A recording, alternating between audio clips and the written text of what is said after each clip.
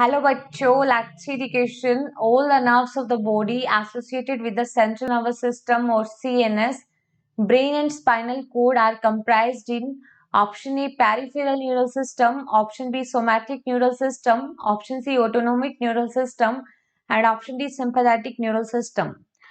देखो क्वेश्चन में हमें बोला गया है कि all the nerves of the body, ठीक है, जितने भी नर्व्स है बॉडी की that is associated with the central neural system are comprised in. तो देखो बेसिकली जो सेंट्रल न्यूरल सिस्टम है वो इंक्लूड करता है ब्रेन एंड स्पाइनल कोड को, ब्रेन एंड स्पाइनल कोड को, ठीक है। और इससे रिलेटेड जो भी न्यूरॉन्स आती हैं वो किसके साथ, कौन से, and it is comprises in the peripheral neural system, ठीक है। As we know human neural system जो है वो 2 पार्ट्स में डिवाइड रहता है, central neural system and peripheral neural system. Central neural system में इंक्लूड हो गया ब्रेन एंड स्पाइनल कोड, ठीक है, और इससे रिलेटेड जो भी न्यूरॉन्स है वो सभी कंप्राइज रहती है पेरिफेरल न्यूरल सिस्टम में। And further peripheral neural system is divided into 2 divisions, autonomous neural system and somatic neural system.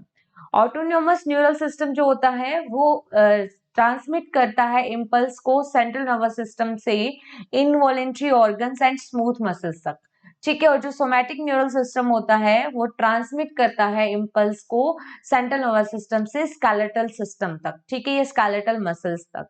And autonomous neural system further divide हो जाता है सिंपैथेटिक न्यूरल सिस्टम में, सिंपैथेटिक न्यूरल सिस्टम में and parasympathetic neural system में, ठीक है। तो ये दोनों भी क्या करेंगे, इम्पल्स को कहाँ तक ट्रांसमिट करेंगे, इनवॉलेंट्री, ठीक है। यहाँ पे अगर हम इसको यहाँ लिख दे तो पैरासिम्पैथेटिक, ठीक है। 1 second, should need to write again, ठीक है। कौन सा न्यूरल सिस्टम में डिवाइड होता है, पैरासिम्पैथेटिक न्यूरल सिस्टम में,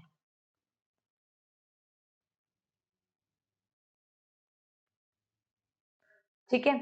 तो देखो यहाँ पे ये ट्रांसमिट करेगा इनवॉलेंट्री में और ये करेगा स्केलेटल मसल्स में, लेकिन ये पूरा जो नर्व्स है वो किसके साथ मतलब कहाँ से कंप्राइज हो रहा है, पेरिफेरल न्यूरल सिस्टम। तो यहाँ पे जो ऑप्शन करेक्ट होगा that is only option A, ठीक है। Best of luck.